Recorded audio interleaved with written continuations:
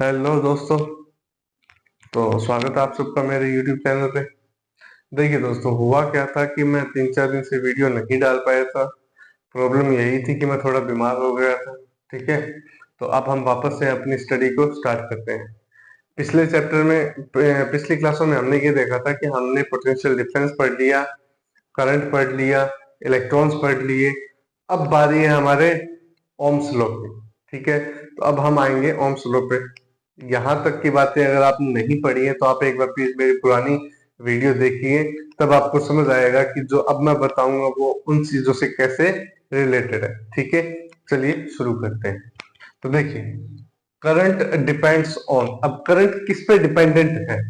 हमारे घरों में करंट आ रहा है वो एक अलग बात है, आता है हमें पता है, हम यूज लेते हैं, लेकिन मैं ये पूछ रहा हूँ कि करंट डिपेंडेंट किस पे है।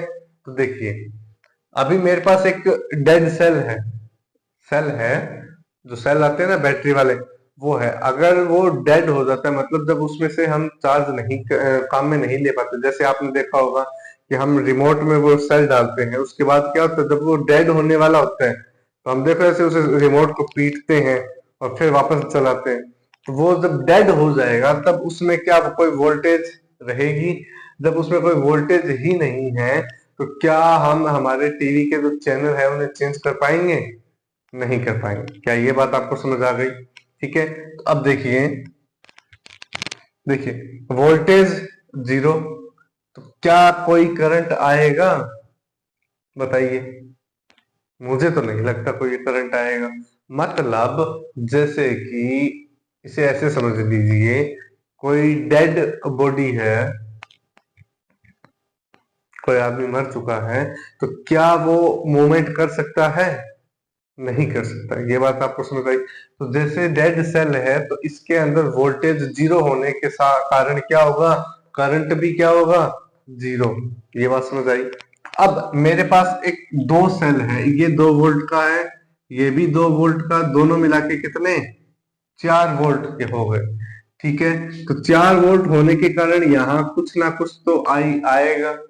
फॉर एग्जाम्पल यहाँ आई आ गया हमारे पास, 4 आई आया। ठीक है, 4 एम्पियर करंट आ गया।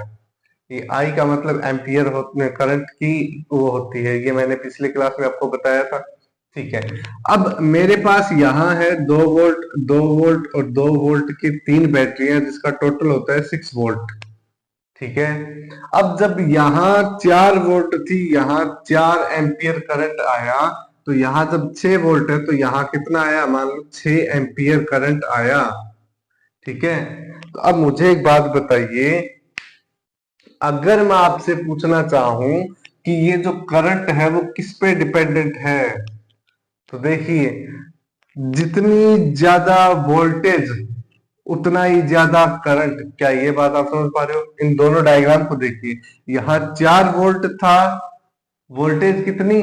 4, या पोटेंशियल डिफरेंस। आप एक काम कीजिए, वोल्टेज पोटेंशियल डिफरेंस जहां भी आपको नाम दिखे, जैसे ये देखिए यहाँ पोटेंशियल डिफरेंस है ना, तो इसकी जगह पे आप पोटेंशियल डिफरेंस की जगह आप वोल्टेज नाम यूज ले लीजिए। क्या नाम ले लीजिए?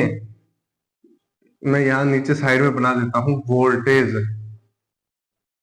क्या नाम लोगे आप पोटेंशियल डिफरेंस की जगह? वोल्टेज। ठीक है, तो अब देखिए यहाँ 4 वोल्ट था, करंट कितना? 4 वोल्ट। यहाँ 6 वोल्ट आया तो करंट भी क्या आ गया? ज्यादा। तो क्या मैं इसे ऐसे समझ सकता हूं कि जितना ज्यादा वोल्टेज उतना ही ज्यादा करंट? क्या ये बात समझ आई आपको? जितना कम वोल्टेज उतना कम करंट। ये बात समझ आ गई? तो हमारा जो करंट है वो डिपेंड किस पर है? वोल्टेज पे। तो डिपेंड होने के कारण हम लिखेंगे V डायरेक्टली प्रोपोर्शनल I। अब ये डायरेक्टली प्रोपोर्शनल क्या होता है और इनडायरेक्टली प्रोपोर्शनल क्या होता है, ये मैं आपको थोड़ा समझा देता हूँ। देखिए, अगर किसी को आता है वेरी गुड, नहीं आता तो आप एक बार देख लीजिए। देखिए, V डायरेक्टली प्रोपोर्शनल I है, ये एक case. V indirectly proportional 1/I। तो इसमें होता क्या है, ये बस मैंने वैल्यू लिखी, ये कोई वो फिक्स नहीं है। ठीक है, तो अब देखिए, ये जब भी साइन आप देखो तो इसका मतलब होता है जितना ज्यादा ये उतना ज्यादा ये दोनों बराबर चलेंगे। अगर इसे 5 से गुना किया गया तो इसे भी 5 से गुना करना पड़ेगा। ये बात समझ आई? तो देखिए, अगर इसको 5 से गुना किया है तो इसको भी 5 से गुना करना पड़ेगा। अगर इसको 5 से भाग दिया है, भाग का मतलब डिवाइड किया है, तो मतलब इसे 5 कम किए तो उसमें भी 5 कम करने पड़ेंगे। ये बात आपको समझ आ गई है? ठीक है। अब आइए इस केस पे। इस केस पे उल्टा होता है, अगर ये बढ़ेगा तो ये कम होगा, और अगर ये बढ़ेगा तो वो कम होगा। ये बात आपको समझ आ गई है? बताइए, अगर आपको ये बातें समझ आ रही है तो प्लीज आप मुझे कमेंट करके बताइए कि आपको ये बातें समझ आ रही है। ठीक है। अब देखिए, v हमारा किस पे डिपेंडेंट है? I के ऊपर। क्या ये बात आपको समझ आई? अब देखिए, ओम्स लॉ क्या कहता है? अब हमें ओम्स लॉ पढ़ना है कि ओम्स लॉ कहता है क्या? So long as the circuit remains the same। मेरे पास एक सर्किट है, देखिए ये कोई सर्किट है, ठीक है, ये कोई सर्किट है। अब देखिए इसमें है क्या, जब तक यही सेम सर्किट रहेगा, potential difference is directly proportional to the current. जब तक ये सेम सेम हमारा सर्किट है, इसके अंदर जो पोटेंशियल डिफरेंस होगा वो डायरेक्टली प्रोपोर्शनल होगा किसके? करंट के। ये रहा V डायरेक्टली प्रोपोर्शनल है किसके? I के। क्या ये बात समझ आ रही है आपको? अब देखिए, V डायरेक्टली प्रोपोर्शनल किसके? I के। ठीक है। अब अगर हमें ये साइन हटाना है तो ये साइन हटाने के लिए हमें एक कांस्टेंट वैल्यू लानी पड़ेगी। क्या लानी पड़ेगी? कांस्टेंट वैल्यू, जिसका कोई ना कोई फिक्स वैल्यू होगी। देखिए, V is equal to I R। R को कहते हैं रेजिस्टेंस। क्या कहते हैं? रेजिस्टेंस। R को कहते हैं रेजिस्टेंस, और ये एक क्या है? कांस्टेंट है। तो इसमें आप लिख लीजिए, ये क्या है? एक कांस्टेंट। हो गया। यहां तक की बातें आपको समझ आ गई होंगी। अब देखिए, R क्या है? कांस्टेंट है। V is equal to I R. जो हमारे ओम्स चचा थे, ओम चचा, ये जो ओम चचा थे, इन्होंने एक लॉ दिया था। वो लॉ क्या था? So long as the circuit remains the same, the potential difference is directly proportional to the current. अगर आपके एग्जाम में ये ओम्स लॉ के बारे में पूछा जाए 1 मार्क का, तो आप ये डेफिनेशन लिखिए, मैं गारंटी देता हूं आपका 1 मार्क्स कहीं नहीं कटेगा। साथ के साथ आप ये चीज और बना दीजिए, V directly proportional to I, V is equal to I R, जहां R का मतलब है रेजिस्टेंस और वो एक कांस्टेंट होता है। क्या ये बात समझ आ गई? अब देखिए, R होता क्या है, इसका काम क्या है? देखिए, मान लीजिए आपको बोर्ड में आपके एग्जाम देने हैं, ठीक है, आपने एम बना रखा है। जैसे देखिए ये, ठीक है, ये आप एक डायग्राम समझ लीजिए, कोई एक सेल है, ठीक है, या कोई वायर है, इसके अंदर इलेक्ट्रॉन्स कहाँ जा रहे हैं? इधर। ठीक है। तो ये जो इलेक्ट्रॉन्स है, ये आपका एम है कि आपको कितने परसेंट लाने हैं? 95%। ठीक है। आप बोर्ड में 95, 95, 98, 99, कोई 100 लाना चाहता है, हाँ या ना? लेकिन लेकिन ये जो रेजिस्टेंस है, ये वो आपदा, ये वो रुकावट है जो आपके ये जो 95% है उनको रोकेगी। कि ये चाहेंगे कि ये ना आ सके, आपके 95 ना आ सके। इनमें कौन कौन आ सकता है? फ्रेंड, क्लास का टॉपर, जो हर बार कभी ना कभी आपसे ज्यादा नंबर ले आता होगा, हाँ या ना? तो देखिए, मैं एक बात बताता हूँ, एक चीज ध्यान रखना दोस्तों, कि अक्ल है ना, अक्ल, वो हमेशा ठोकरे खाने से आती है। अगर बेदाम खाने से अक्ल आती तो दुनिया का हर बच्चा अक्लमंद होता और वो हमेशा 95% ही लाता। ठीक है। तो जो कुछ बच्चे पीछे बैठते हैं ना, उनको ध्यान में रखना चाहिए, वो बच्चे थोड़े से अलग होते हैं। ठीक है। तो देखिए, अब ये जो रेजिस्टेंस है, रेजिस्टेंस का काम कौन करेगा? आपका फोन। मान लीजिए आप खाना खा रहे हो, ठीक है, खाना खाते वक्त आपका एक हाथ में फोन है, इधर आप खाना खा रहे हो, आपका ध्यान रील्स स्क्रॉल करने पर है। तो मुझे एक बात बताइए, जहां खाना खाने में आपको 5 मिनट लगने चाहिए, वहां आप खाना खाने में फोन के साथ कितना मिनट लगाओगे? कम से कम 20-25 मिनट तो लग ही जाएगी खाना खाते वक्त। क्यों? क्योंकि आपका ध्यान तो रील स्क्रॉल करने पे है। कहीं ना कहीं एक आध मिनट बाद आपको याद आएगा कि अरे यार मेरे को खाना भी खाना था। तो ये आपका टाइम वेस्ट करवाएगा। और दोस्तों आपका यही टाइम मेन है जब आप अपने गोल को अचीव कर सकते हो। देखो, मैं आपको दो वर्ड बोलता हूं, आप मुझे बताना उसमें क्या होता है। एक वर्ड है ड्रीम और एक वर्ड है एम। इन दोनों में डिफरेंस क्या है? ड्रीम का मतलब है सपने, एम का मतलब है गोल। ड्रीम वो होते हैं जो आप सपने लेते हो और वो कभी पूरे नहीं हो पाते, ये याद रखना। लेकिन एम, ये जो 95% है ना, 95, ये आपका एम होना चाहिए। और एम को हमेशा अचीव किया जाता है। सपने सिर्फ देखे जाते हैं और एम क्या है? अचीव किए जाते हैं। ठीक है, तो मैं उम्मीद करता हूँ ये जितनी बातें मैंने बताई है आप लिखना चाहोगे, तो आप लिख लीजिए, फिर हम आगे चलेंगे।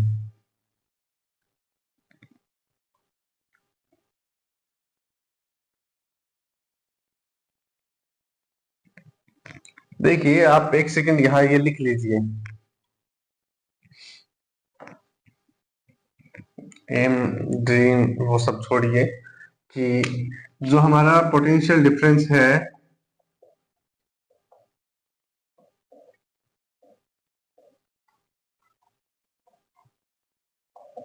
इज डायरेक्टली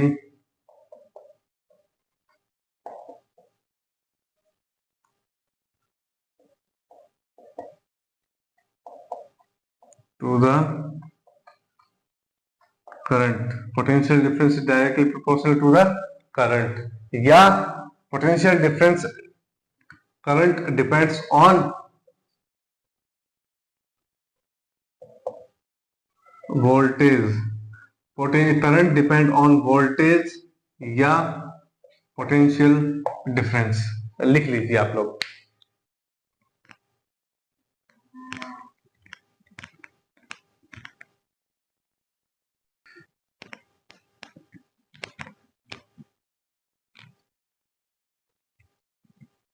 तो दोस्तों मैं उम्मीद करता हूँ आपने यहाँ तक लिख लिया होगा। चलिए अब हम आगे पढ़ेंगे। आगे हमें पढ़ना है रेजिस्टेंस क्या होता है। अभी तक हमने रेजिस्टेंस की सिर्फ बेसिक बातें देखी थी, अब हम पढ़ेंगे रेजिस्टेंस होता क्या है। ये चीज तो आप दोस्तों गांठ बांध लो कि आपको अक्कल हमेशा ठोकरे खाने से आएगी, बेदाम खाने से कभी नहीं आएगी। ठीक है? अरे बूझे कि नहीं बूझे? चलिए देखते हैं अभी।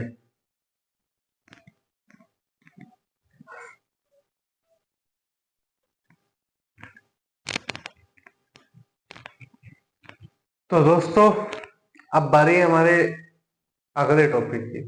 तो मैंने जैसे पिछले ही मतलब क्या कहते हैं, पिछले ही टॉपिक बताया था आपको कि V is equal to I R. R का मतलब होता है रेजिस्टेंस। तो चलिए अब बारी है रेजिस्टेंस की। तो रेजिस्टेंस क्या होता है? रेजिस्टेंस मैंने आपको बता दिया कि वो क्या करेगा, आपके करंट में या आपके जो इलेक्ट्रॉन फ्लो हो रहे हैं उनमें क्या करेगा? रुकावट। तो जो रुकावट का काम करे उन्हें क्या कहते हैं? रेजिस्टेंस। तो देखिए, it is the property of a conductor to resist the flow of charge through it। कोई भी कंडक्टर क्या होता है? जिसमें से करंट पास हो जाए।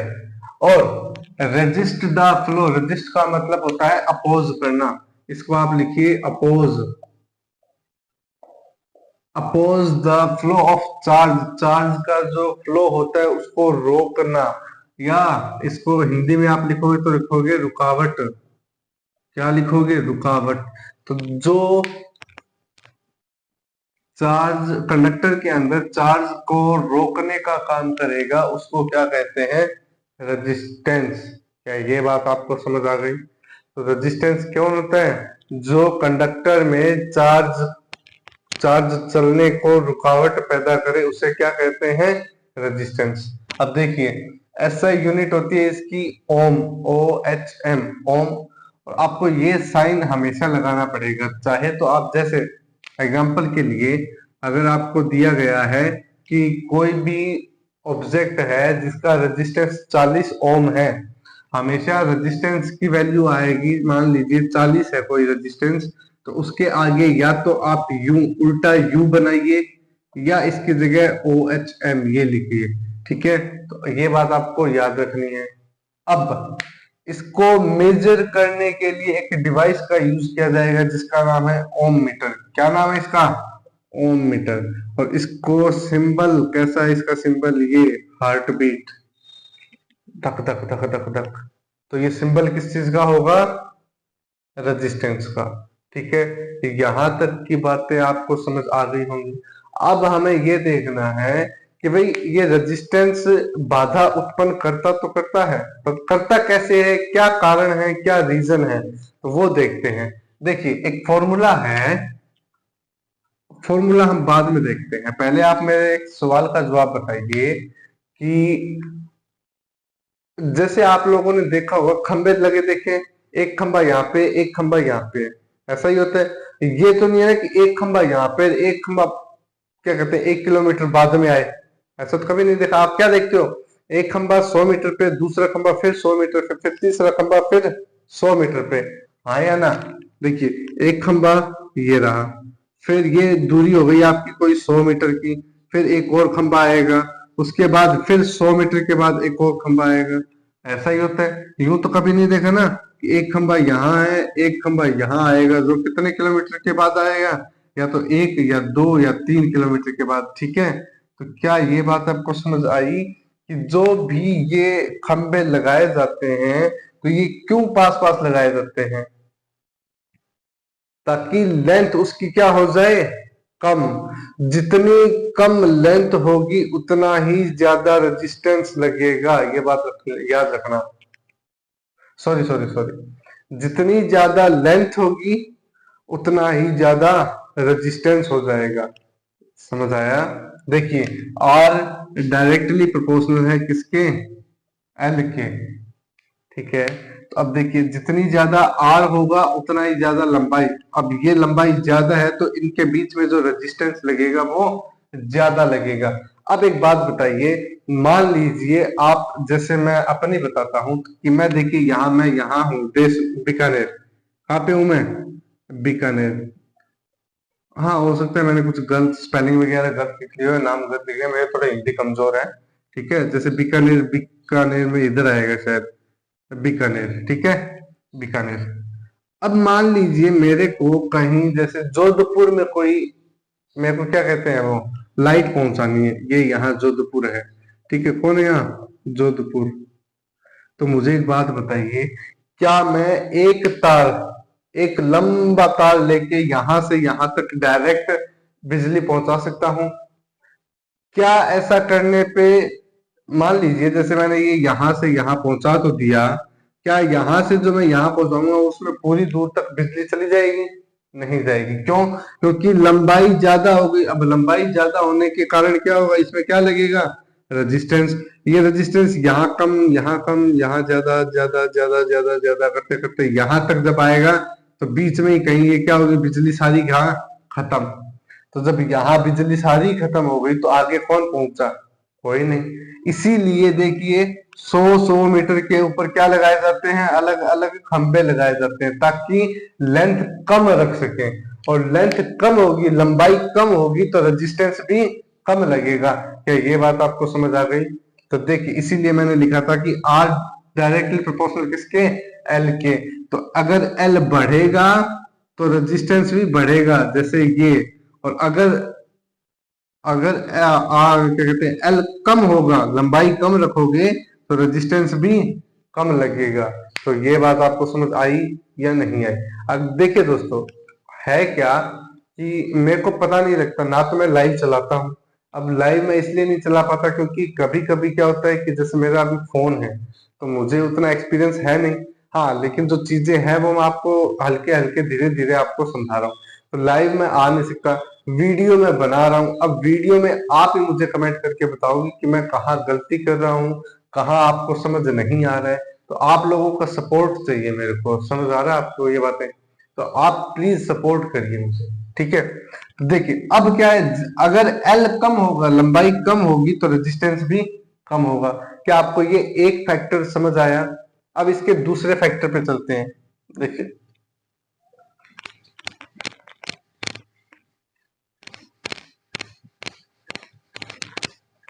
यहां तक तो आपने लिख लिया था ना, या नहीं लिखा था? तो अगर नहीं लिखा है तो प्लीज आप वीडियो पीछे करके फिर लिख लेना। ठीक है दोस्तों, मैं माफी चाहता हूँ, मैं वो इस फ्लो में वो भूल गया था। तो अगर आपने नहीं लिखा है तो प्लीज आप वीडियो रिवाइंड करके पॉज करके लिख लेना। ठीक है, तो अभी हम आगे का देख लेते हैं। चलिए दोस्तों, अभी जो आपने देखा था उसमें मैंने आपको बताया कि आर डायरेक्टली प्रोपोर्शनल है किसके, एल के। ठीक है, अब मेरे पास दो चीजें हैं, एक तो है ये छोटा तार, एक है ये बड़ा तार। अब मैं आपसे पूछता हूं कि इन दोनों के बीच में रेजिस्टेंस ज्यादा किस पे लगेगा। अब एक बात बताइए, जो ये छोटा तार है इसके अंदर आपको यूं ऐसे करके कुछ मतलब 8-10 एक तार होंगे, वो साथ साथ दिखते होंगे, हाँ या ना? लेकिन इसके अंदर क्या होता है, एक तार यहाँ आएगा, ठीक है, एक तार यहाँ, एक तार यहाँ, एक तार यहाँ, इन सब का एक गुच्छा बनेगा। ठीक है, फिर एक यहाँ यहाँ यहाँ यहाँ, इनका एक गुच्छा बन गया। ऐसे करके आपको यहाँ बहुत सारे तारों के गुच्छे मिलते हैं, दिखते हैं आपको, देखे होंगे आपने, जो अपने घरों में ये बड़े जो तार जाते हैं, ठीक है, जिनके ऊपर से आपको सू सू की आवाज आती है, तो वो क्या एक तरीके से क्या है, वो एक बड़े तार है। ठीक है, तो मैं आपसे यही पूछ रहा हूँ कि ये जो छोटा तार है और ये जो बड़े तार है, इनमें से रेजिस्टेंस ज्यादा किसका होगा, बताइए। देखिए मैं बता देता हूँ, आर इनडायरेक्टली प्रोपोर्शनल होता है एरिया के, किसके, एरिया के। तो जैसे ही एरिया बढ़ेगा रेजिस्टेंस कम हो जाएगा, बड़ा तार लोगे रेजिस्टेंस कम लगेगा। क्यों?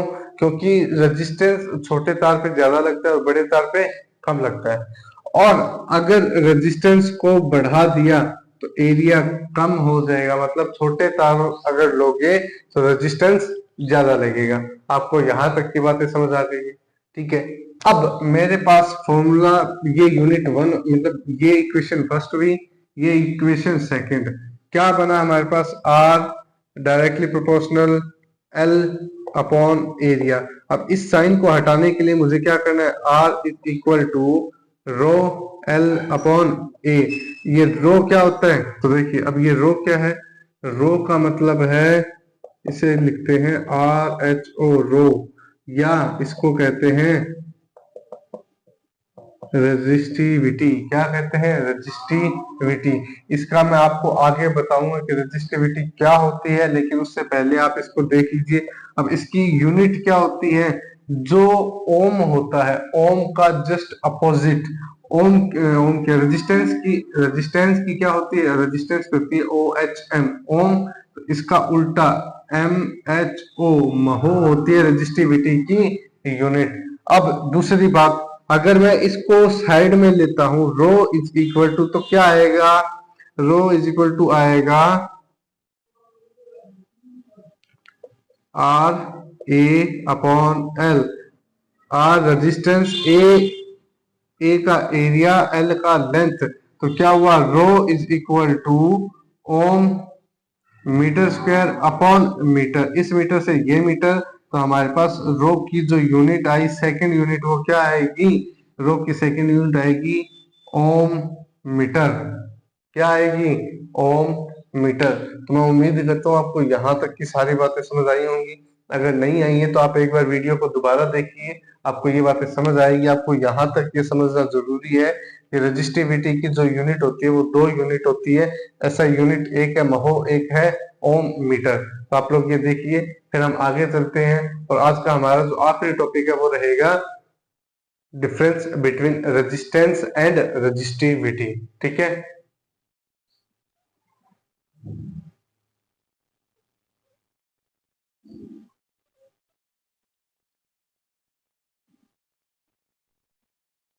तो दोस्तों मैं उम्मीद करता हूँ आप सबने ये लिख लिया होगा।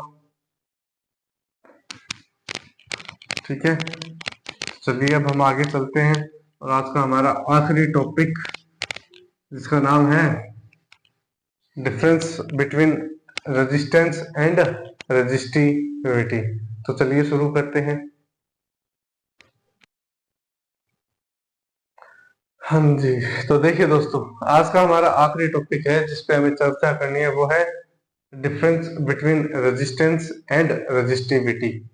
देखिए, रेजिस्टेंस में क्या है, एबिलिटी ऑफ कंडक्टर, जो भी हम इंस्ट्रूमेंट लेते हैं, जैसे बल्ब लिया तो वो एक क्या है, कंडक्टर ही तो है, ठीक है। तो बल्ब, पंखा, फैन जो भी हम लेते हैं वो क्या है, एक तरीके से कंडक्टर, जिसमें से इलेक्ट्रिसिटी क्या है, पास हो रही है।